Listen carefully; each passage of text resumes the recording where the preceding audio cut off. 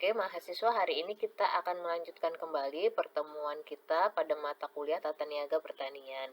Nah, untuk pertemuan ini merupakan pertemuan yang terakhir dari mata kuliah Tata Niaga, dan topik yang akan kita bicarakan pada pertemuan terakhir ini adalah mengenai kebijakan pemerintah dalam hal Tata Niaga Pertanian.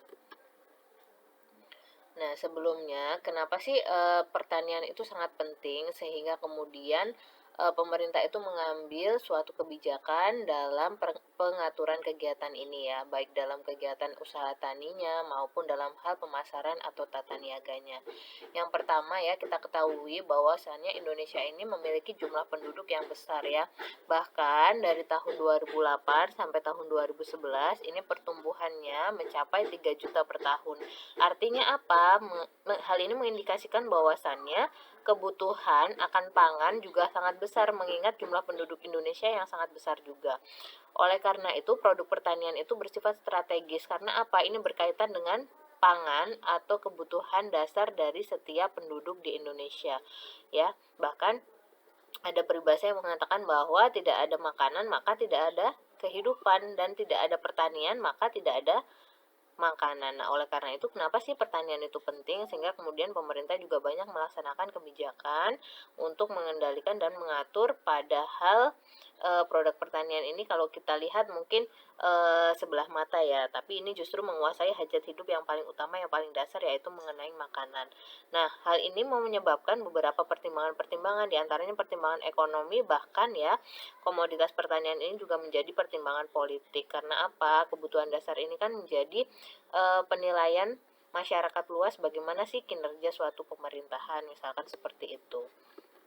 Nah, pertanian di Indonesia sendiri sebenarnya beberapa hal banyak yang mengalami kemajuan, dan walaupun di sisi lain juga kita memiliki kelemahan ya, diantaranya ya ini data tahun 2010 ya, data lama. Nanti kalian bisa update misalkan ya, kalau misalkan data ini tidak relevan lagi, kalian bisa update seperti apa. Nah, kalau untuk tahun 2010 sendiri, pertanian di Indonesia itu merupakan penghasil biji-bijian nomor 6 ya di dunia. Setelah itu Indonesia juga penghasil beras nomor 3 ya, setelah Cina dan India. Ini kayaknya tapi datanya udah nggak relevan ya, karena saya tahu Thailand dan juga Vietnam itu juga besar ya dalam produksi beras. Bahkan Indonesia beberapa kali mengimpor itu dari negara-negara tersebut. Kalau dilihat kan negara tersebut kecil, tapi ternyata produksi pertaniannya sangat baik ya, Thailand dan Vietnam. Yang ketiga, Indonesia itu merupakan penghasil kopi ya, kopi yang cukup besar. Kalau di sini data tahun 2010 itu nomor 4. Yang selanjutnya, Indonesia itu merupakan penghasil coklat nomor 2 setelah Pantai Gading dan Ghana. Yang selanjutnya penghasil lada, penghasil karet, dan cengkeh serta sawit ya. Sawit ini masif banget ya, bahkan di tahun-tahun terakhir ini banyak sekali produksi dari sawit di Indonesia yang semakin meningkat. Terbukti dari beberapa banyak lahan di Indonesia yang dikonversi menjadi lahan-lahan sawit. Nah, ini diantaranya keunggulan dari pertanian Indonesia. Ini data lama ya, hanya sebagai gambaran saja. Kalau mau diupdate supaya lebih relevan nggak apa-apa. Nah, dari sisi impor, Indonesia artinya memiliki kelemahan bahwasanya masih banyak produk-produk pertanian yang Indonesia mengimpor dari luar negeri ya. Apa saja sih? Misalkan beras ya, karena jumlah penduduknya besar, seringkali ya untuk komoditas paling dasar ini ya, beras ini kita juga kekurangan sehingga mengimpor dari negara-negara lain. Ada juga gula, ada juga kedelai, ada gandum ya. Gandum ini karena di Indonesia tidak ada tanamannya. Jagung Indonesia juga masih ada yang impor. Sapi ya, sapi itu banyak kita impor dari Australia, dari New Zealand, baik itu dari produk dagingnya, sapinya maupun susunya ya. Ada tepung ya, ada susu juga iya. Dan makanan-makanan olahan lain ya, Indonesia juga masih banyak yang mengimpor. Artinya apa? Banyak kebutuhan-kebutuhan dasar pertanian yang Indonesia belum mampu memenuhinya. Bahkan Indonesia ini harusnya bisa settle ya, karena sebagian besar masyarakatnya itu masih berprofesi sebagai petani dan menggantungkan hidup dari sektor pertanian. Nah, apa sih tujuan dari kebijakan pertanian? Yang pertama, untuk memajukan pertanian. Yang kedua, mengusahakan agar pertanian itu menjadi lebih produktif. Yang ketiga, meningkatkan produksi, efisiensi, swasembada, bahkan ya diharapkan dapat mengurangi impor. Yang selanjutnya, meningkatkan pendapatan petani, kesejahteraan petani dan masyarakat. Dan yang terakhir mengurangi urbanisasi. Kenapa? Karena ternyata pertanian itu kan banyak dilaksanakan ya di daerah desa.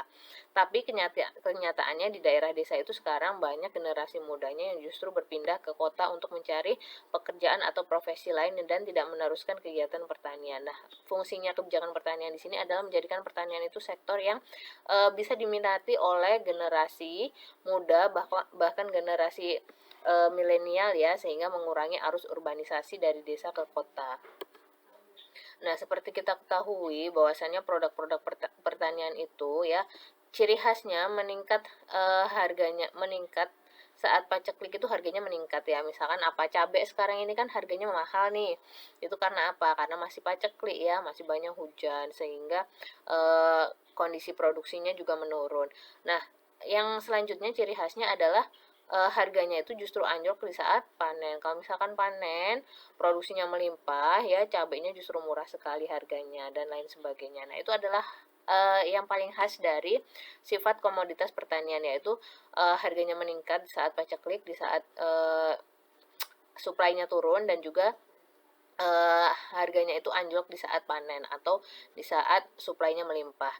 Nah, beberapa hal yang kalau kalian pelajari ya dari sektor ekonomi, beberapa hal yang mempengaruhi permintaan diantaranya adalah faktor-faktor seperti harga barang tersebut. PA ini harga barang tersebut ya, PB itu harga barang lain, PC ini harga dari barang komplement, I ini adalah income atau pendapatan, T itu adalah taste atau selera ya, dan ini jumlah penduduk, serta X ini adalah faktor lain. Nah, ini adalah faktor-faktor yang mempengaruhi permintaan dari produk-produk pertanian seperti pada kita ketahui di teori ekonomi. Begitu juga untuk supply itu dipengaruhi oleh faktor-faktor diantaranya harga produk tersebut ya. Ada juga T, ada juga S. S itu supply dari produk tersebut ya. Ada K, ada E, dan juga ada faktor lainnya. Nah, T itu adalah lahan ya, T itu adalah luas lahan, SP itu sarana produksi, K itu kredit, dan E itu adalah education atau pendidikan, dan X adalah faktor lain. Nah, ini adalah faktor-faktor yang mempengaruhi dari sisi supply. Kalau kita ketahui hal ini juga menjadi konsep atau teori dalam ekonomi.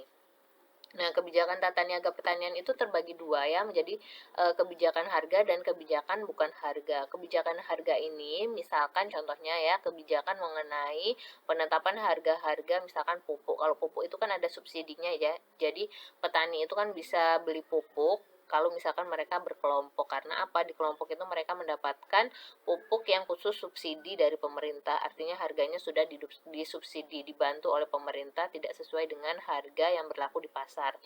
Nah, ini adalah salah satu kebijakan harga di dalam tata niaga pertanian, yaitu kebijakan subsidi. Ada juga namanya kebijakan harga dasar atau floor price ya. Dan ada juga kebijakan harga atap atau ceiling price. Nah, ini biasanya berlaku pada komoditas-komoditas strategis seperti beras atau jagung ya. Nah, selain kebijakan harga, ada namanya kebijakan bukan harga. Apa aja sih kebijakan bukan harga? Ya berarti kebijakan yang berkaitannya nggak dengan harga. Misalkan apa? Kebijakan infrastruktur ya. Infrastruktur itu seperti apa sih? Jalan ya.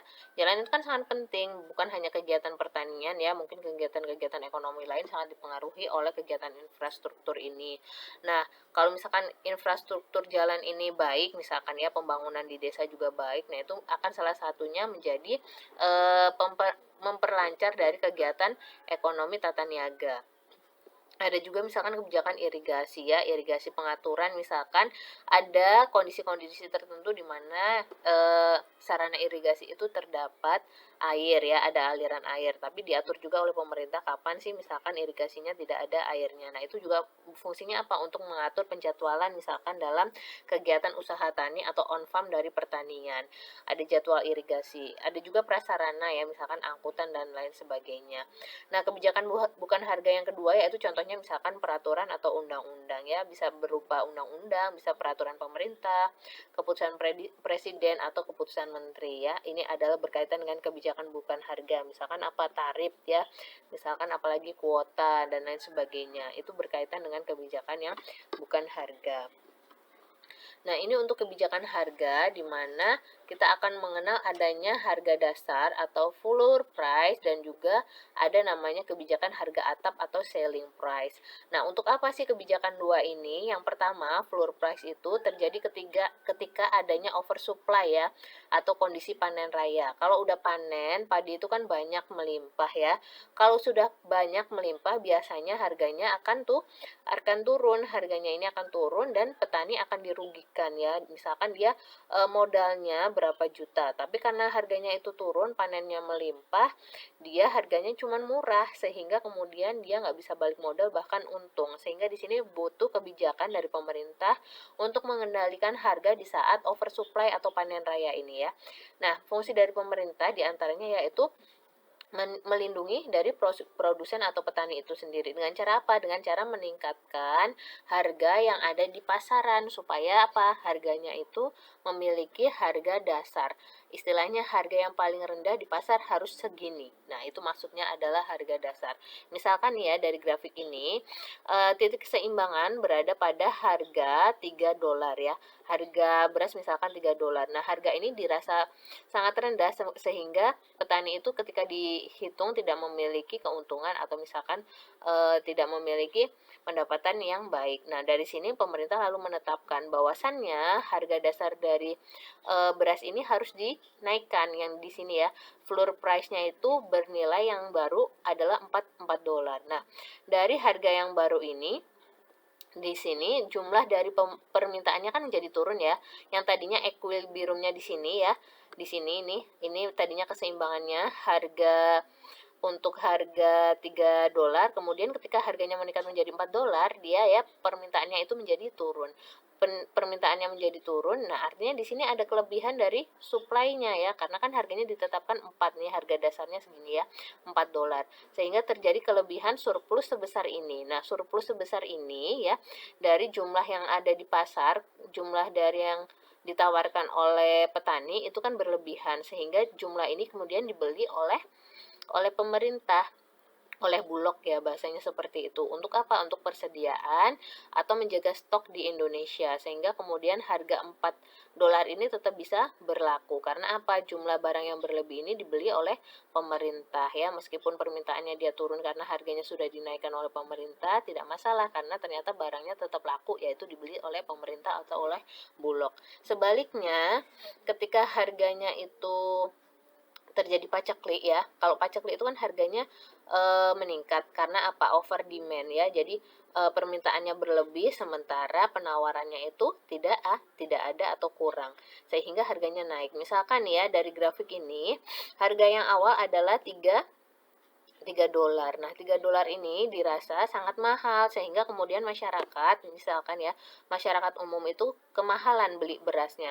Sehingga kemudian pemerintah menetapkan harganya jangan mahal-mahal, jangan 3 dolar, cukup 2 dolar saja sehingga semua lapisan masyarakat mampu membeli beras. Tadinya di sini adalah karena harganya mahal, tadinya kan 3 dolar nih ya, harganya 75 rupiah. Tapi karena harganya diturunin sama pemerintah, kemudian ada kenaikan dari permintaan menjadi 125. Nah, kelebihan permintaan ini didapatnya dari mana? Dari stok yang dimiliki oleh pemerintah yang kemudian dikeluarkan pada saat paceklik. Sehingga apa? Harganya ini tetap bisa berlaku, harga yang ditetapkan harga atapnya, yaitu berfungsi untuk melindungi konsumen. Sehingga kelebihan demand atau kelebihan permintaan di sini dipenuhi oleh pemerintah dengan cara memberikan stok beras yang ada pada saat ini ya, pada saat panen raya ke dalam kondisi paceklik. Nah, itu adalah hal-hal yang dilakukan oleh pemerintah untuk menjaga stabilitas harga berkaitan dengan kebijakan harga produk-produk pertanian. Nah, masalah penetapan harga dasar ini menurut Sapuan dan Hasan ada beberapa. Di antaranya yang pertama, masalah penetapan harga dasar. Karena nggak selalu harga dasar itu menjadi harga yang sesuai atau diinginkan ya harga dasar ini, sehingga ini juga menjadi masalah. Yang idealnya itu seperti apa, maksudnya seperti itu. Yang kedua, masalah waktu mengumumkan harga dasar. Jadi ini menjadi masalah juga, kalau waktunya tidak tepat untuk mengumumkan harga dasarnya bisa-bisa petaninya sudah rugi ya. Yang ketiga, masalah efektivitas kebijaksanaan harga. Bisa saja harganya nggak efektif ya, sehingga kemudian mungkin petani atau konsumen itu tidak terlindungi dari kebijakan harga atap maupun harga dasar yang dikeluarkan tersebut. Dan yang terakhir, penyuluhan harga dasar dan teknologi lepas panen. Oke, itu untuk materi hari ini mengenai kebijakan dari tata niaga pertanian ya. Kalian bisa pelajari ada dua intinya, yaitu ada kebijakan harga dan ada kebijakan bukan harga. Kebijakan harga mencakup misalkan kebijakan pupuk ya, harga subsidi pupuk, harga dasar untuk produk-produk strategis misalkan beras atau jagung, dan juga ada kebijakan harga atap atau harga tertinggi. Nah, untuk harga harga dasar ini untuk melindungi produsen atau petani, sedangkan harga atap itu untuk melindungi konsumen ya, harga tertinggi atau harga atap. Itu saja, sekian penjelasan untuk materi hari ini mengenai kebijakan tata niaga pertanian. Saya akhiri, wassalamualaikum warahmatullahi wabarakatuh.